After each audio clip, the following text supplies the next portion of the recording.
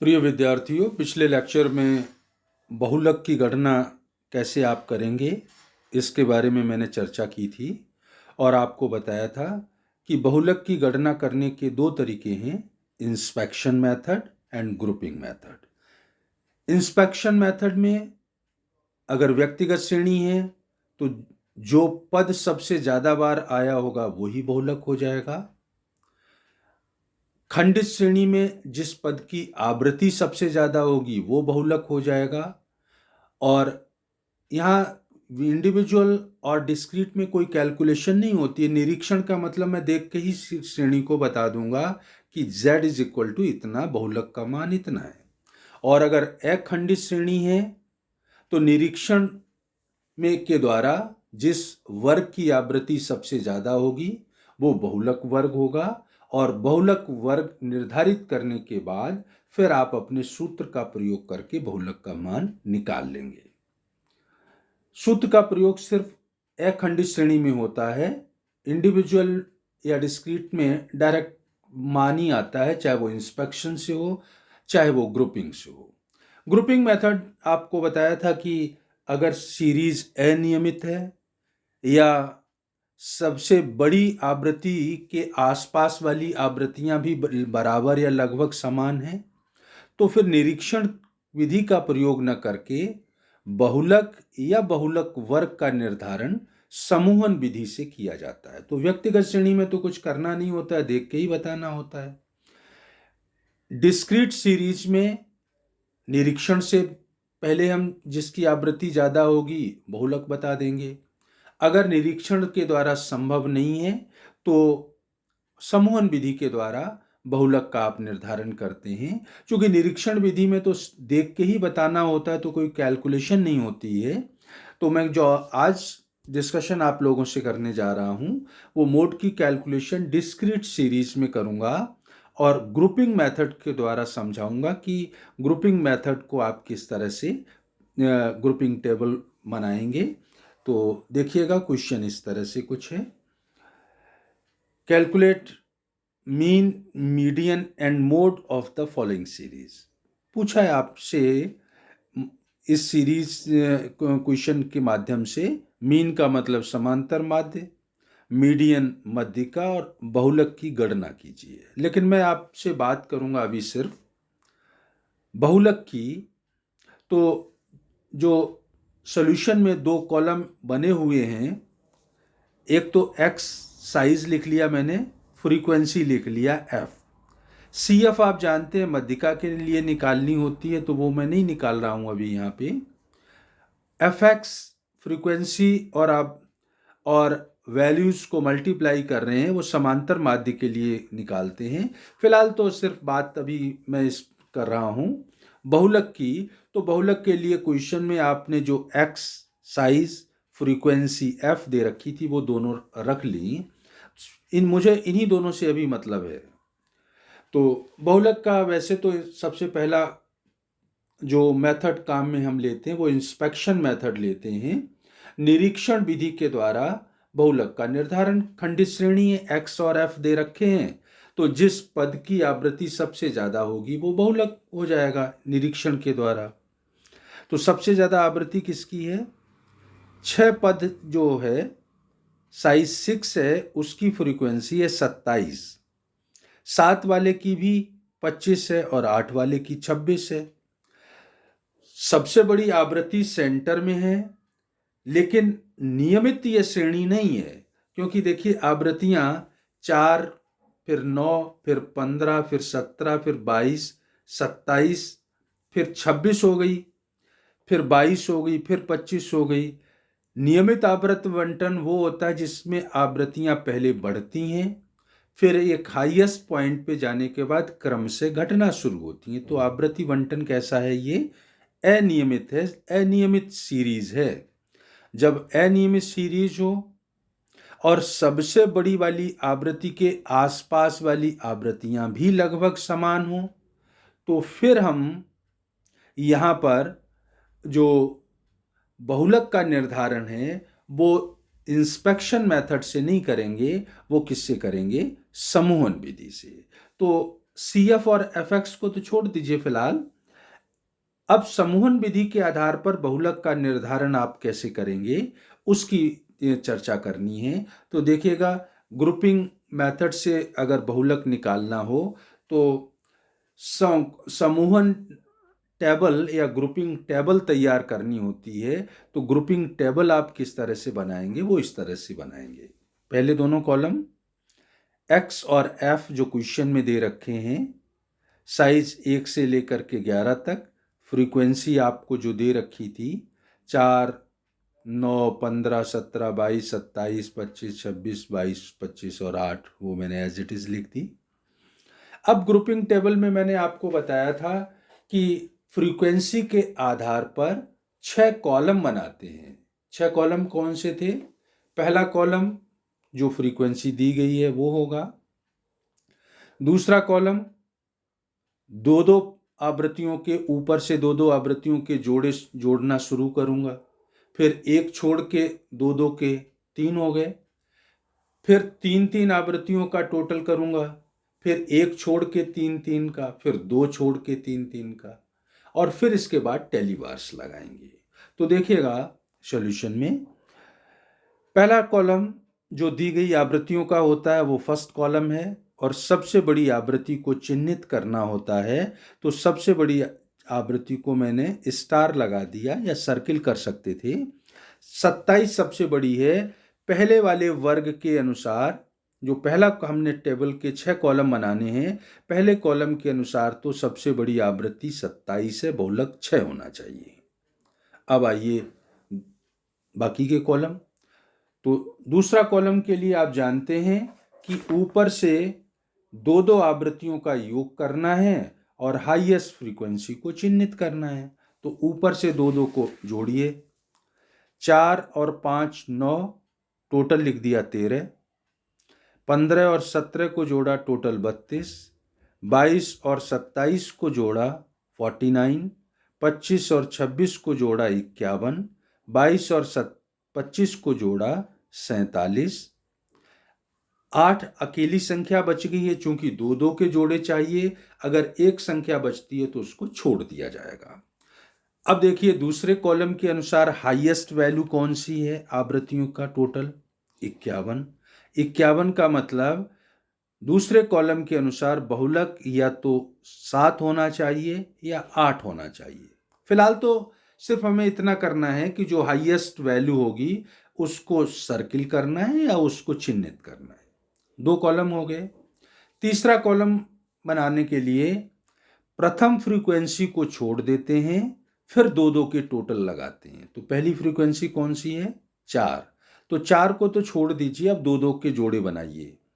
9 और 15 24, फिर इसके बाद 17 और 22 जोड़ दिया 39, फिर इसके बाद 27 और 25 52, फिर 26 और 22 48, और फिर 25 और 8 हो गया 33। तीसरे कॉलम में हाईएस्ट वैल्यू है 52, तो 52 को हमने सर्किल कर दिया, उसको चिन्हित कर दिया। तो 3 कॉलम बन गए। पहला कॉलम गिवन फ्रीक्वेंसी का, फिर दो दो के जोड़े, फिर एक छोड़ के दो दो के जोड़े। अब क्या करना है? 3 के जोड़े, एक छोड़ के 3, फिर दो छोड़ के 3। तो 3 के जोड़े बनाइए फोर्थ कॉलम में, ग्रुपिंग इन थ्रीज।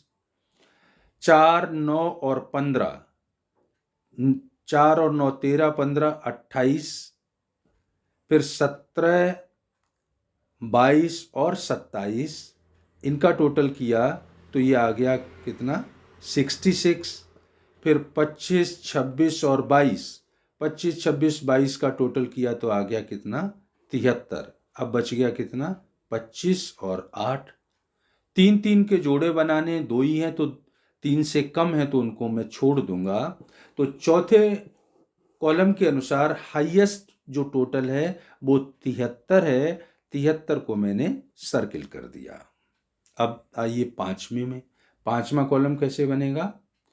पहली आवृत्ति को छोड़ के फिर 3 का टोटल। तो पहली आवृत्ति 4 को छोड़ दीजिए, अब 3 लीजिए।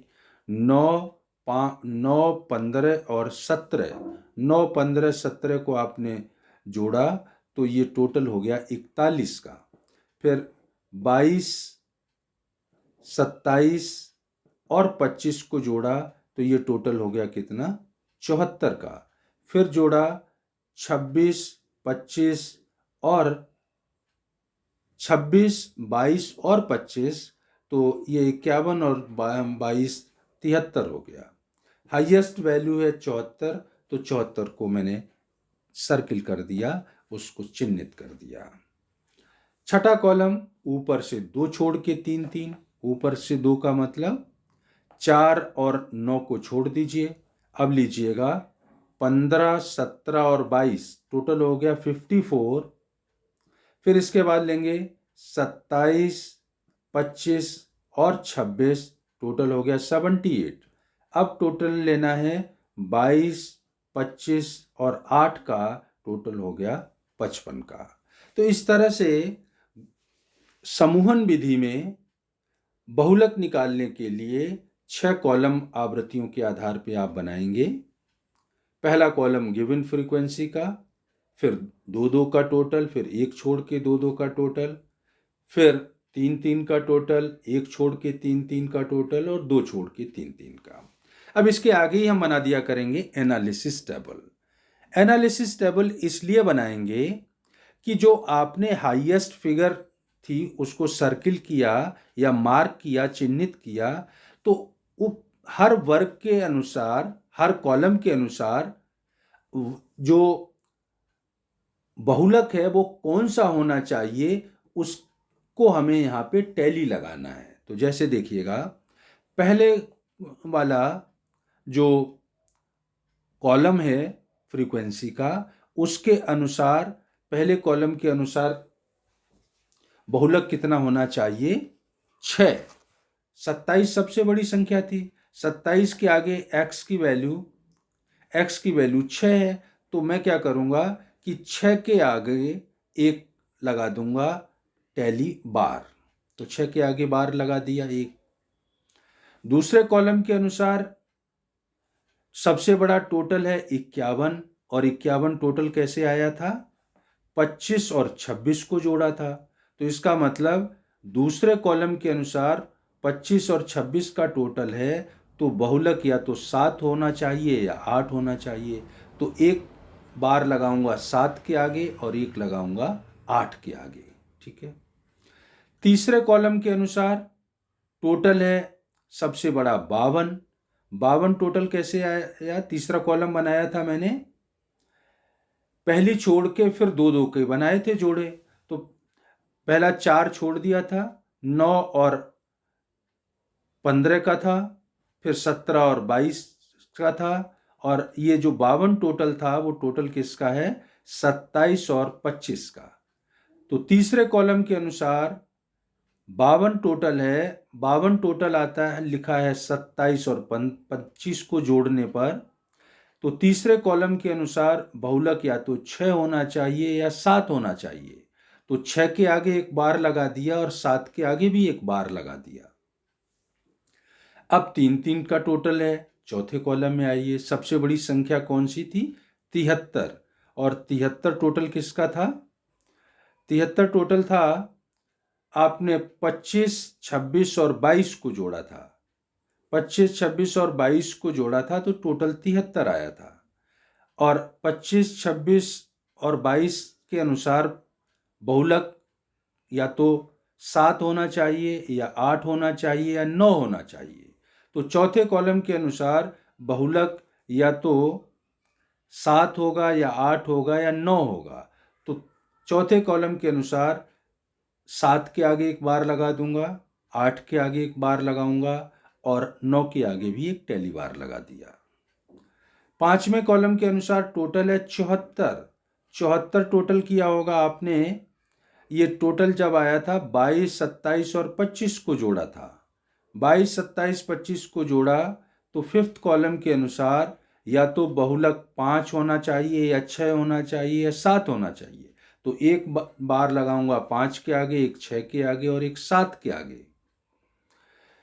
सिक्स्थ कॉलम के अनुसार 78 टोटल है, और 78 टोटल आया होगा 27, 25 और 26 को जब आपने जोड़ा, तो छठे कॉलम के अनुसार 27, 25 और 26, इनके आगे जो संख्याएं हैं वो 6, 7, 8 हैं। तो इसका मतलब एक टेलीवार 6 के आगे, एक टेलीवार 7, 7 के 4 हो चुके थे, पांचवा टेलीवार क्रॉस करके लगाया जाता है, तो पांचवा मैंने क्रॉस कर दिया और एक 8 का लगा दिया। तो इस तरह से प्रत्येक कॉलम में जो हाईएस्ट वैल्यू थी वो किन आवृत्तियों का टोटल है, और उन आवृत्तियों के एक्स की वैल्यू क्या है, उनके आगे मैंने टेलीवार लगा दिया। अब टेलीवार्स को काउंट कीजिएगा। टेलीवार्स को काउंट किया आपने तो 5 का टेलीवार 1 है, 6 का टेलीवार 4 है, 7 का 5, 8 का 3, 9 का 1। अब टेलीवार्स के आधार पे जिसके टेलीवार्स ज्यादा होंगे वो संख्या बहुलक हो जाएगी। तो इस क्वेश्चन में 7 के टेलीवार्स 5 आए हैं, इसका मतलब अब बहुलक की वैल्यू समूहन विधि के अनुसार मैं कह सकता हूं कि 7 है। लेकिन अगर यहां भी 5-5 हो जाते तो मैंने आपको बताया था कि फिर एक्सपेक्टेड मॉडल आइटम की फ्रीक्वेंसी जोड़ेंगे, F0, F1, F2 का टोटल करेंगे, जिसकी फ्रीक्वेंसी ज़्यादा होगी फिर उसको मान लेंगे। लेकिन यहाँ वो स्थिति नहीं है। यहाँ 7 के टेलीवार सर्वाधिक हैं 5, इसका मतलब Z इज इक्वल टू 7। तो नीचे एनालिसिस इंटरप्रिटेशन में लिख रखा है, by observing the above analysis table the value 6 repeats 4 times. 6 के 4 टेलीवार है, 4 बार रिपीट हुई है, और 7 5 बार रिपीट हुई है। Being the largest number of item, सबसे अधिक बार 7 रिपीट हुआ है, इसलिए इस क्वेश्चन में मॉडल साइज या मॉड जो है डिस्ट्रीब्यूशन का बहुलक जो है वो कितना होगा, 7। तो इंस्पेक्शन मेथड में तो बेसिकली कोई कैलकुलेशन नहीं होती है, देख के ही बताना होता है। अगर ये सीरीज नॉर्मल होती, रेगुलर होती, तो मैं देख के ही बता देता कि z इज इक्वल टू इतना। चूंकि इररेगुलर थी तो समूहन विधि को अपनाया, और समूहन विधि के आधार पर ग्रुपिंग टेबल बनाई। ग्रुपिंग टेबल के आधार पर टेलीवार्स लगाए एनालिसिस टेबल में, और जिसके टेलीवार्स ज़्यादा होंगे वो बहुलक का मूल्य कहलाएगा या बहुलक की वैल्यू कहलाएगी। तो समूहन विधि में आप किस तरह से निकालेंगे वो मैंने आपको इस एग्जाम्पल के माध्यम से एक्सप्लेन किया। आप लोग इसके एग्जाम्पल देखिएगा। आज के लिए इतना ही। नेक्स्ट लेक्चर में फिर मैं किसी और टॉपिक पे या कोई नया क्वेश्चन लेकर के आप लोगों से बात करूँगा। Thank you.